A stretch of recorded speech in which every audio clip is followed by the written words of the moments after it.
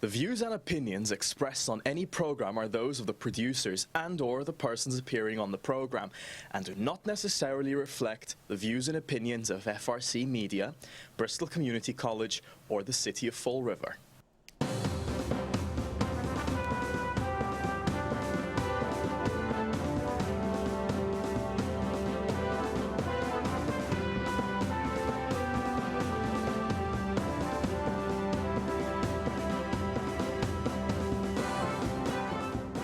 Well, hello. Welcome to Spindle City Straight Talk. I'm Chip. And I'm CJ. And it's Wednesday in the Riv, the day before the Independence Day. Independence, 4th of July. Hamburger and hot dog day.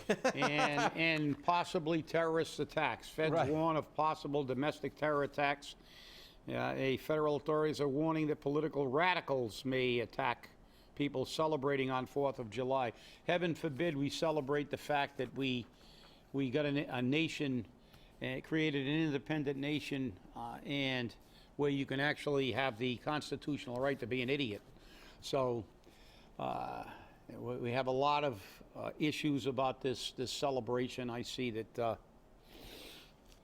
there are people complaining about a parade and about the cost and the president spending too much money. Well, you know, I would rather see the president spend money on acknowledging our military, celebrating our independence and the fact that we have a free nation, than giving it in foreign aid to countries that send all their immigrants to us illegally, you know, and then we still give them foreign aid.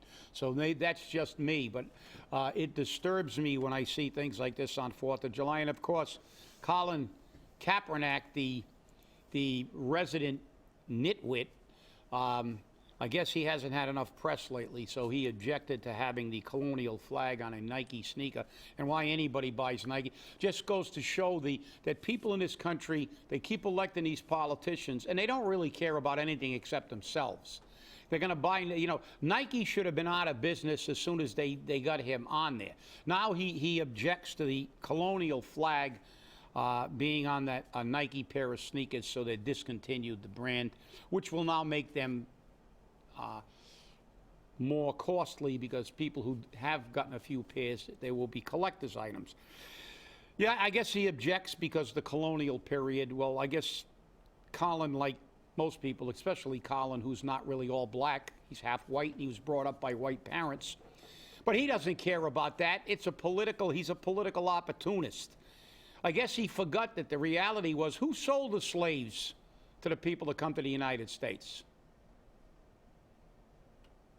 CJ, do you know who sold them? Wasn't it their own people? Their own people. That's right. Other tribes captured them, sold them. So he should be boycotting Africa if he wanted to be historically correct and get to the root cause of the slavery. And as I said on the other show, we wouldn't have needed any slaves if we didn't kill all the native slaves that they were trying to enslave with our diseases. Smallpox, it's a wonderful thing. That's right, as you said, they gave them blankets infected, so they actually intentionally murdered them. So look, it is what it is, and it's a different era. It's like trying to compare a Ferrari with a Model T. It was a different era.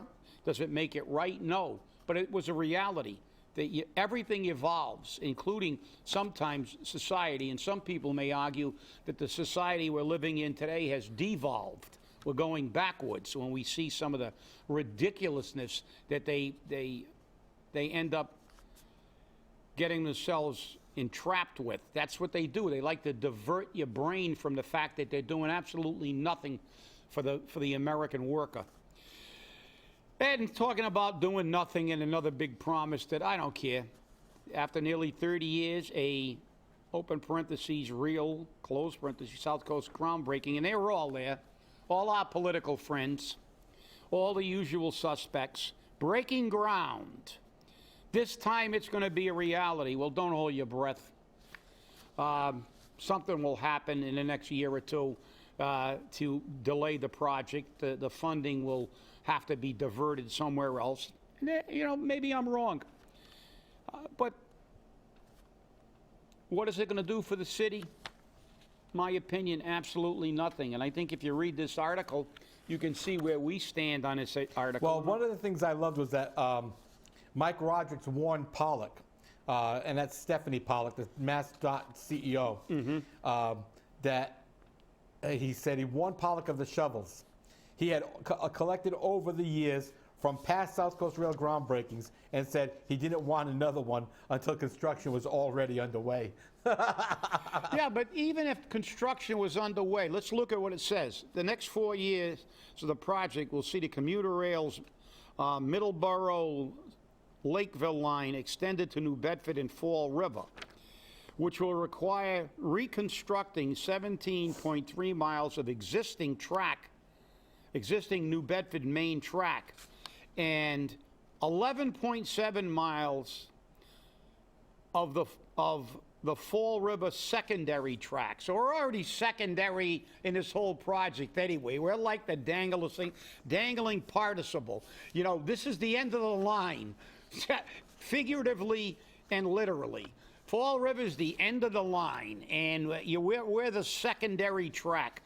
And the only thing, if that ever does come to fruition, is it will be all the people who work in Boston, instead of taking a bus or having to drive in the traffic, may jump on a commuter rail and take the rail in. Rather, I know you remember former Councilman Mark Gustafson. Yep. He worked in Boston. I believe he worked for the state. And he took a bus into Boston every single day. So he had to get up early and take a bus to Boston. So now they'll have a commuter rail. It's not going to bring people down here. That's a crock. I mean, it's not going to bring. Look, Well, you know, it's going to bring people down here for what? Because I think I watched some of the groundbreaking, and somebody said about coming down to this area to move in because we have lower cost housing and stuff like that. Yeah, maybe in Lakeville, in Sonnet, in the burbs, but they're going to come to places where people get stabbed, and it's the most dangerous city. I mean, the whole thing is, look, it's another political scam. They're building a railroad. All the people that contribute to these contractors are going to make millions and hundreds of millions of dollars building this, and it's going to create employment, which is a good thing. But that's about it, because if you think that this is some kind of magic bullet to fix Fall River because you got a train here, you need your head examined. Well, you know, one of the things why they're saying it's going to bring people to Fall River is because the people who currently are renting in the greater Boston area are paying huge rents. And they figure they'll bring them down here to Fall River to pay our new lower market rate rents. Mm-hmm. But again, like you said, how long are they going to stay? Till the first time they're mugged? Yeah. Till the first time they try to go into their apartment and they find a junkie passed out in the foyer?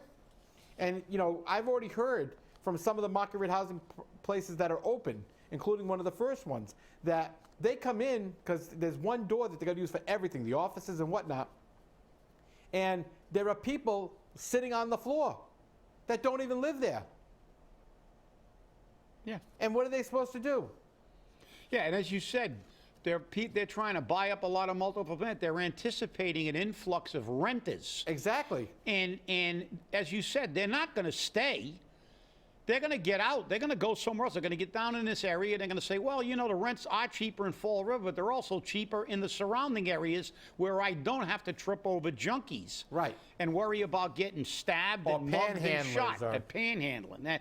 And dodge panhandlers. I mean, look, again, government makes everything a magic bullet. Oh, we get a wind farm, our problems are solved. Oh, we get a rail, we get a train, our problems are solved. That's if you believe that, I'm surprised you haven't suffocated yet because your head's so far up your derriere. If you believe this propaganda, you're I can't believe it. I just can't believe you can believe stuff is like this is going to cure something. A train. That train will be to help people get out of Fall River, not get into Fall River. As fast as they can. That's right. And we did have the governor's press release Yeah, on, you on did. this whole Yeah, thing. you did include. I the gov- mean, it's 5 pages long, so. yeah, and they bold And face, it's all political bull. and they bold face all the politicians Yeah. in it, because that's what they do. This is a PR photo op. Get the shovels, stand in front of the shovels, and like I said, how many shovels? What was the last one? 98? They Something broke like ground? that, yeah. 97, 98? They broke ground? This Well, goes no. all the way back to when Weld was Yeah. governor. Oh, I mean, we've been hearing this for so long. Yeah. And when I talked with then Senate President Teresa Murray, I spoke with her at the Venus de Milo at an event for then Senator Joan Menard. And I said, so what's going to happen with Southcoast Rail? She said, don't hold your breath. It's not going to come down here in my lifetime or yours. Yeah. And now we're seeing it. And according to Charlie Baker, he's got all the money in place for it. Nobody can say funding. Bull. How many times did they say nobody can say anything about funding? But we had 9 C cuts, didn't we? That's right. So I don't want to hear that. I'll believe it when it's done. I'll believe it when the train rolls into Fall River the first time. Then I'll believe it. And even then, it won't cure all the problems. Why they make a big deal? It's like making a big deal out of building a building. It's like, okay, is that building going to cure all of Fall River's woes? No. Oh, we're building more market rate housing. We've probably got more market rate housing than any place in the state. Has that cured the city? Have we seen an influx of yuppies from Newton all running down here to get the market rate housing? I don't see it. I don't see it. I don't we think just, they can get you know, we're leading the state in hospital release overdoses. We're leading the state in crime. I guess all this market rate housing is not bringing in the best and the brightest. Right. Call me crazy, but I don't see any reflection of any of this crap helping. As I said, you know, it's not building more to attract the people that are giving us the problems that are going to cure our problems. What's going to cure the problem is putting a lid on this housing, putting a lid on bringing in druggies and expanding Star. That's what's going to help Fall River turn a corner and move in a positive direction. Stop the influx of the people that are causing the problems. Like the border. Let them all in, let them commit crimes and say, well, not all of them commit crimes, but let's give them all free health care and not fix the health care for the taxpayer. So this is the same old government crap that you listen to, and we have an election coming up, and hopefully you will vote for people who actually put the American worker and the American taxpayer first, and don't raise their hand for every giveaway they can to people who are not even supposed to be in this country. Yeah, but that's the thing now. That's what they want. They want to have it. Well, you know, AOC started it again. They told them to drink from toilets, and she was horrified. Well, maybe somebody has told her, probably where they come from, they don't even have a toilet. That's true. That's true.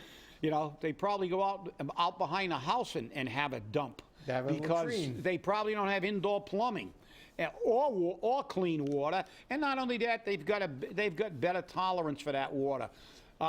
Go down to Mexico and drink the water down there. See how long it takes you to get Montezuma's revenge. You know, they don't get it. They can drink the water because their body has built up antibodies. So, you know, is it horrifying, those conditions? Yeah, to an American. But let's get a perspective based in reality. Where are these people coming from? I don't care how bad those conditions are. They're better than the conditions they left. And they're getting better care and better food than they were in their native country. Does that make it right? Well, no. But then again, how much money do we have to spend? The Democrats think that we have we're an ATM machine again. They won't fix our health care. They won't give us anything to fix our problems economically. But they will give everybody in the world everything for free thanks to our taxes because they want to be the world's hospital, healthcare system, policemen. We've got to be everything to everybody. And, you know, I I'm sorry that they were born in the wrong place. But like everybody that came here legally, let them come here legally and make it what it was. It was the reason that people came here years ago and were proud to become Americans, were that they realized the opportunity they were being given. And it wasn't an opportunity to get everything for free. It was an opportunity to come to this country and work your butt off and create a new life, a better life than you could ever get in a country you left. But now it's, let's get to that place where they're going to give me $15 an hour, free health care, and free everything. Well, and who's subsidizing it? You are. I am. That's right. Not the Congress people, because Ocasio's whining that she's only getting 175 grand and free health care and a free retirement and all the other stuff she can scam. And what was she making as a bartender in New York City? She was living on tips. But now 175 grand isn't enough. So who's not looking at reality? Who doesn't live in the real world? Our Congress. So you wonder why I always say, vote them all out. You got to drain the swamp. And this is crazy because, you know, all you hear, today they were on there again. I was watching today, they're whining about the conditions down there. Well, who brought, did we bring them here?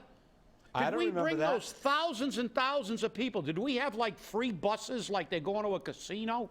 Did we have buses bringing them up to these detention centers? At least if they had a bus to the casino, they'd get a free buffet. That's right. We've got how many, I forgot the statistic this morning, how many unescorted children under 7 years old or something. And it was like, well, how did they get here? The coyotes brought them up. Somebody brought them up. This is a damn plot to break this nation economically. The cartels they're happy as pigs in slop. We're spending all our time and all our energy trying to stop this invasion while they're bringing in drugs to keep our drug problem going. So, hey, go figure. When you see every presidential candidate wanting to give people who never paid a dime in taxes free health care while they're letting you pay 900% more for your drugs, well, go keep voting for them. Have a good time. Well, you know, and remember, not only do we have a federal election coming up next year, we have a local election coming up. That's right. In September and November. And let me tell you something. That will indicate how willing you are to clean up your government. That's right. Because if there are no changes, and I don't mean one city councilor or one school committee member, I mean significant changes on the school committee and the city council, then we're never going to change. Fall River will stay a crap hole, and it won't come out of that position. And you're right, CJ, because this is the level that we have the greatest effect on.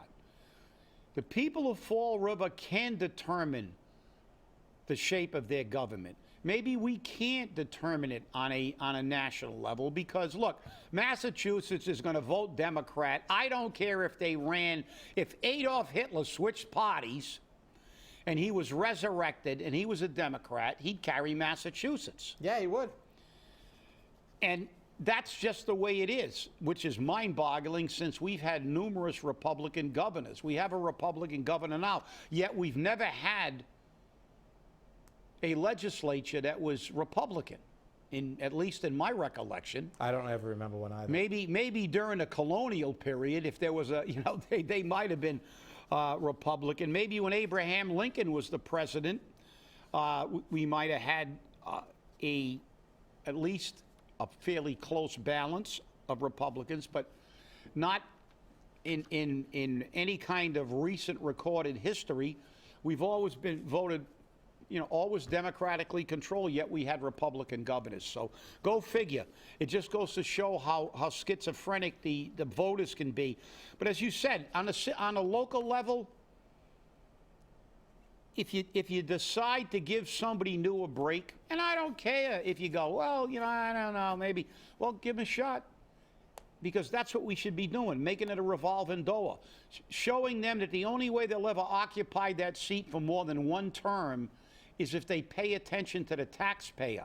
Stop complaining about all the pay raises and then voting for them. Stop complaining about picking apart the budget and then voting for it. Because if you do that, you don't belong there. You're not representing the taxpayer. No, and Tip O'Neill said it best. All politics is local politics. Exactly. And that's exactly what it is. You can make a significant change in your local government, and that's what you have to do. Don't be a whore for a bloody chow mein sandwich. And that's what your people are. You're whores for chow mein sandwiches. You're whores for food. Somebody gives you a chow mein sandwich, somebody gives you food, you vote for them. That's no better than prostitution. That's no better than prostitution. And you know what really gets me? It was funny because we're talking about that. Not only the chow mein sandwich, but it's the total, and we say it all the time on this show. Do you bring your car to an auto mechanic that can't fix it and just keep paying them 27 times and your car's still not running right? You still bring it to that mechanic. You don't look for a new mechanic. If somebody can't fix your refrigerator, do you keep sending your refrigerator back for him and keeping your stuff in a cooler? No, you get somebody who can do the job. We're electing people to run our government the way we want to run it, to protect our tax dollars, to make sure they're spent in a way that gives us the maximum bang for our buck and leaves us a couple of dollars in our pocket. Not give exorbitant pay raises and justification and be incompetent and unqualified. But I just had a conversation the other day with someone who said, oh, they were talking about so-and-so who's running for such and such, and they said they heard he was a really nice guy. And I said, yeah, but do you know where he stands on any of the issues? Oh, no, but my friend said he was a nice guy. Well, there's a great reason to run. There's a great reason to vote for him. He can urinate your tax dollars away like he's got bladder issues. But you're going to elect him because he's a nice guy. Well, he's a nice guy. Go have a beer with him. I don't care if somebody's a nice guy. If I'm hiring a lawyer, I'm going to hire the best lawyer I can to allow me to win my case. If I'm going to go to a mechanic, I'm going to go to the best mechanic I can find to fix my car right. If I'm going to hire somebody to do something, I want them to be able to do the job.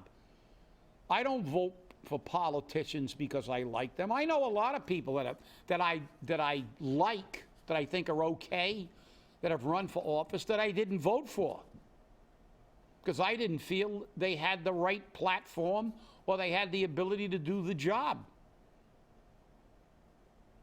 Because they had the same perspective. Oh, we got to spend millions of dollars on this, and we got to do this. And I disagree. So you don't get my vote. Doesn't mean I don't like you.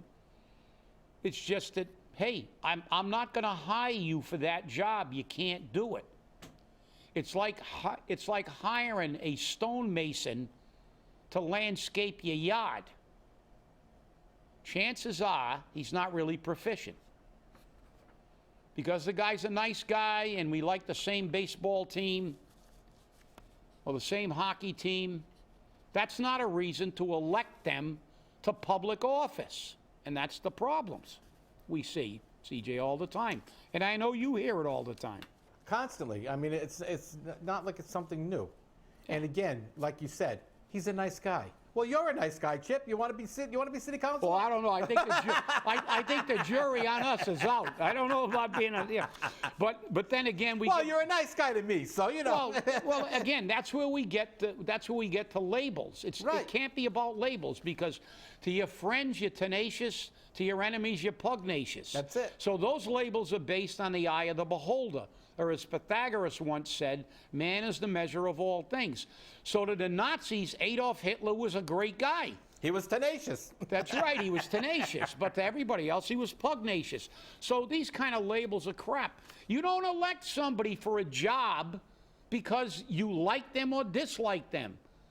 Unless you're in politics. Yeah, unless you're exactly. And that's the irony of this thing. This is one of the most important jobs you can ever have, and people never get elected because they can actually do the job. I remember one of the greatest city councilors, probably in my lifetime, the best city councilor, the most well-prepared city councilor I ever saw, Steve Walsh. Remember him? Yes, I do. He was an attorney. I remember him, and I remember going before the council on some fire department issues. That guy was the most well-prepared guy. He had the questions. He knew the issues. He was a tremendous city councilor, the best I've ever seen. He cared about that job and doing it well, and he cared about every job he did. He didn't get reelected after a couple of terms, and he was doing a superb job. Why? He wasn't a politician. He was a kind of real introverted kind of guy, nice guy, but he wasn't a campaigner. He didn't like to go out and, slap babies and kiss butts. But he wasn't a politician. Well, he didn't go out there and glad hand everybody, and he didn't go out and give chow mein sandwiches away. He just did his job and did it well. The best I've ever seen, and on every issue. I never saw a man in that council chamber, and I've seen a lot of them. I never saw a better prepared councilor than Steve Walsh. Well, I'll tell you right now. He died very young, but he didn't get reelected. And he ran for district attorney against people who he was a much better candidate than, and he didn't get elected again because he wasn't the kind of guy. He's not the backslapper. He's not the gregarious pat you on the back and tell you he loves you, and then he'll rape your wallet. But that again is a classic example of how we shoot ourselves in the foot at every election. I hear you. Well, as you opened up with about the Veterans Memorial Wall, yeah, I have a couple of quotes I want to give you from this article. Okay. During his address to the crowd, Governor Baker took the opportunity to formally apologize as Massachusetts governor for the way state residents were treated after having served in the Vietnam War. Then they talk about the fact, and you gotta hear this. I give the folks here in Fall River a lot of credit for sort of winning a competition that was region-wide. Baker said this is basically going to be the Wall Memorial for Vietnam in New England.